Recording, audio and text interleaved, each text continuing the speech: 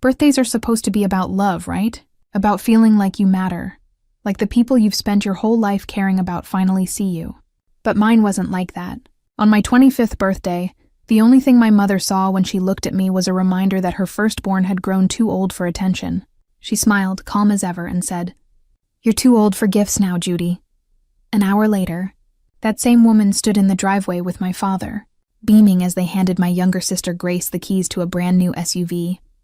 The kind you only see in glossy ads, a red bow glinting on top. In that moment, I realized something I had probably known all along. I wasn't really part of this family. I was a placeholder, a stand-in they simply tolerated until their favorite came along to fill the role of cherished daughter.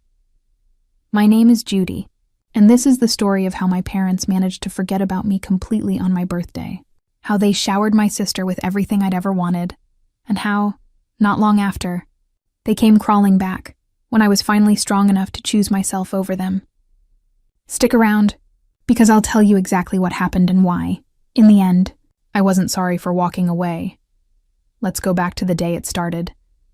The birthday that rewired the way I looked at love. I woke up that morning to silence. Not the gentle kind that promises peace.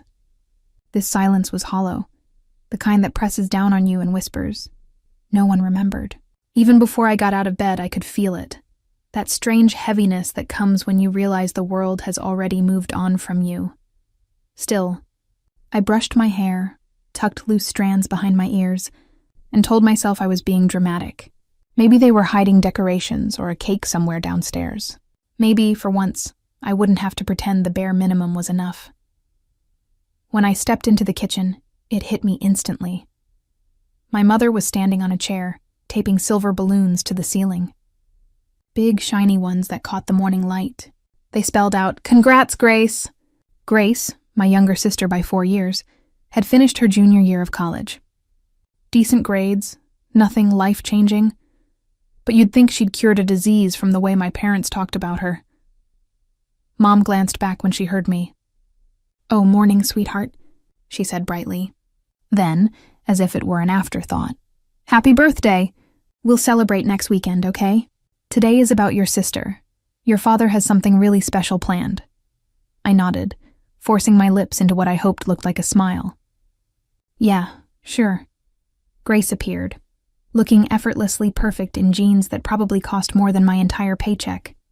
She smiled, that smug little smile that always danced between pity and superiority. "You don't mind, do you, Judy? I mean, you're 25 now. Birthdays aren't really a thing anymore." I wanted to ask her when. Exactly, birthdays stopped being a thing. 16, when they forgot to pick up my cake from the bakery and I ended up with one that said "Happy birthday, Julie"? Or 21, when they went on a weekend getaway and left me alone. But instead I just whispered, "Of course not. Congrats, Grace." Then I walked back upstairs, sat on my bed, and stared at the small box I'd placed on my nightstand. A tiny silver necklace with a compass charm. I'd ordered it for myself the week before, wrapped it in tissue paper, even wrote to Judy, from Jay on the tag. Pathetic, maybe. But when you've lived invisible long enough, you learn to fill the silence with your own gestures. Later that afternoon, I was washing dishes when I heard squeals from outside, my mother's laughter, my father calling my sister's name with pride thick in his voice. I dried my hands and walked to the window. There it was, a gleaming white SUV parked in the driveway, brand new, the sun flashing off the windshield, a massive red bow tied on top. For one naive, flickering second, I thought maybe, just maybe, it was a surprise for me. But then Mom held out the keys and said, "You earned this, honey. You've worked so hard at school. We're so proud of you." Grace squealed, kissed both of them, and ran her hands over the steering wheel like it was a crown. I stood behind the glass, gripping the dish towel so hard it nearly ripped. Dad looked up, caught my gaze, and something trembled in his expression. Maybe guilt, maybe just a shadow. But he turned away and started taking pictures of Grace in the car. I went upstairs, locked the door, and sat on the edge of my bed staring at the wall. No tears. Just the echo of realization filling every corner of my chest.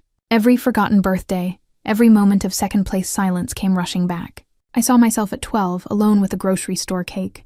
I saw them clapping for Grace's small wins, while ignoring my big ones.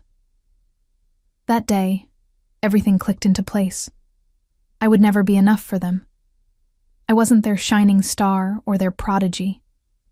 I was the background of their story, the stand-in, the filler, the person who made Grace's spotlight look brighter by contrast. That night, lying in bed, I overheard my mother's voice through the thin wall separating our rooms. She was on the phone with her friend Denise.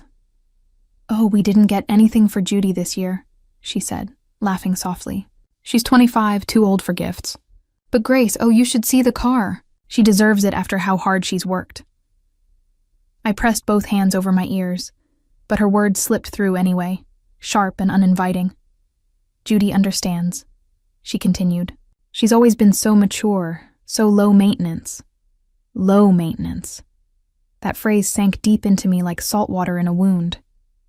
That's what they called me because I stopped asking. Because years of disappointment had taught me that wanting something only made the silence hurt more. They never called Grace easy or mature. She was precious. She was our miracle. I was their convenient background noise. Too old for gifts, but never too old to cook dinner when Mom was tired. Too old for gifts, but never too old to babysit Grace when they wanted date nights. Too old for gifts, but never too old to lend Dad money when his latest business idea collapsed. That sentence, "too old for gifts," broke something inside me. Quietly. Not like a scream, more like a crack in glass from pressure that's been building for years. I think a small part of me died the moment I realized I could vanish entirely, and life in that house would keep going exactly the same.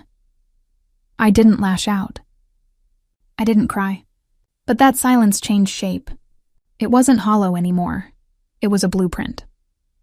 The next morning, I got up early, put on my work clothes, and went to my job as an administrative assistant. Every paycheck that came after that went into a new bank account, at a bank they didn't know existed. I opened it in my own name only. I told my coworkers that I was saving for something nice for myself, maybe a trip, maybe just a dream. The truth was simpler and sharper. I was saving for freedom. The day before, I'd wished someone would remember me. By the next morning, I realized I didn't need them to, and that's how it started. The quiet rebellion I didn't announce to anyone. I stopped waiting for love wrapped in fancy paper or a bow tied on someone else's car. I stopped measuring my worth by the lengths they never went for me. Because sometimes the first step to being seen is walking away from the people who refuse to look. I opened that secret account the very next day, depositing the first small amount from my paycheck. Every penny that followed brought me 1 inch closer to a life that was finally, truly mine. I opened at a different bank, one my parents didn't know about. I stopped buying coffee, stopped going out with friends, stopped doing anything that wasn't absolutely necessary. I have a goal now, and that goal was freedom. Meanwhile, Grace drove her shiny new car to college every day, posting Instagram photos with captions like, "Blessed and hard work pays off." Hard work. She'd never worked a day in her life, but I didn't comment, didn't engage. I just kept my head down and saved. When I mentioned to my parents one evening that I was thinking of moving out, my mother actually laughed. "Don't be dramatic. Judy," she said, not even looking up from her phone, "you'd never make it on your own. Rent is expensive. You'd come crawling back in a month."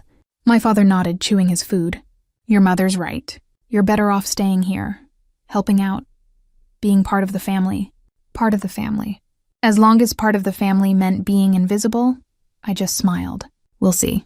3 months later, I signed the lease on a small 1-bedroom apartment across town. It wasn't fancy. The carpet was worn, the kitchen was tiny, and the bathroom tiles were cracked. But it was mine. Paid for with my own money, my own name on the lease. I'd also saved enough to buy a used car, a reliable little sedan with $80,000 on it. Not flashy, not new, but it ran, and I'd paid for every penny of it myself. The day I moved out, I didn't make a big announcement. I just packed my things while my parents were out, loaded everything into my car, and left a note on the kitchen counter. It said, "Thanks for teaching me what not to expect from people who call themselves family. Don't worry about me. I'm too old for help, remember?" I drove away without looking back. For the first few weeks, my phone stayed silent. No calls, no texts, not even "Are you okay?" And honestly, It felt like freedom. But then, exactly 5 weeks after I moved out, my phone rang. It was my mother. Judy, her voice was shaky, crying. "Oh, thank God you answered." I didn't say anything. "Just wait. It's Grace," she said, sniffling. "She was in an accident. She's okay. Thank God she's okay, but the car is totaled." Completely destroyed, I closed my eyes, took a slow breath. "I'm glad she's okay," I said evenly. "But Judy," Mom's voice cracked, "we can't afford another car right now. Your father's business hasn't been doing well. And with Grace's tuition coming up, we were hoping you could help just a loan, just for a few months until we get back on our feet." The audacity was almost impressive. "You want me to give you money?" I said slowly, "for Grace's car." "Yes," Mom said, like it was the most reasonable thing in the world. "I know you've been working. You're responsible. You've always been so good with money." I laughed. I actually laughed. "Mom," I said, my voice calm and cold, "do you remember what you told me on my birthday?" Silence. "You said I was too old for gifts. Too old to be celebrated. Too old to matter." "Judy, that's not so. I think that applies to financial gifts too. Don't you?" Her breath hitched. "You don't mean that." "Oh, I do." I said, "Goodbye, Mom." And I hung up. She called back immediately. I didn't answer. She called again and again. Finally, she left a voicemail. "Judy, please. We're your family. You can't just abandon us. This isn't who you are," but she was wrong. This was exactly who I was. Someone who finally learned that self-respect wasn't selfish. A year later, I was driving my car, the own I earned, to my new job as a project coordinator. I'd been promoted twice in 8 months. I had friends who remembered my birthday, who showed up with cake and candles and cards that had my name spelled correctly. I had a small found family, co-workers who became close friends, neighbors who checked in on me, people who saw me, really saw me. My mother reached out again around the holidays. Her tone was softer this time. She said Grace felt terrible, that they all missed me. Maybe we could start over, but forgiveness doesn't always mean returning to the same table. I forgave them for me, not for them. I forgave them so I could stop carrying the weight of their rejection. But I didn't go back because the truth is being forgotten by the wrong people was the best gift I ever got. People say revenge is loud, that it's about destruction and public humiliation and making people pay, but sometimes revenge is quiet. Sometimes it's the sound of an engine you bought yourself. Sometimes it's the silence after you stop answering calls from people who never valued you. Sometimes it's realizing that the love you gave freely to others, you finally learned to give to yourself. Because boundaries aren't cruel, they're self-respect. And the day you stop chasing the people who ignore you, that's the day you finally start celebrating yourself. I'm 26 now, and for the first time in my life, I'm not too old for anything. Not too old for dreams, not too old for joy, not too old to be loved. I'm just old enough to know better. And that makes all the difference. Now here's my honest take. Judy did the right thing. Her parents didn't just forget her birthday. They systematically erased her while pouring everything into Grace.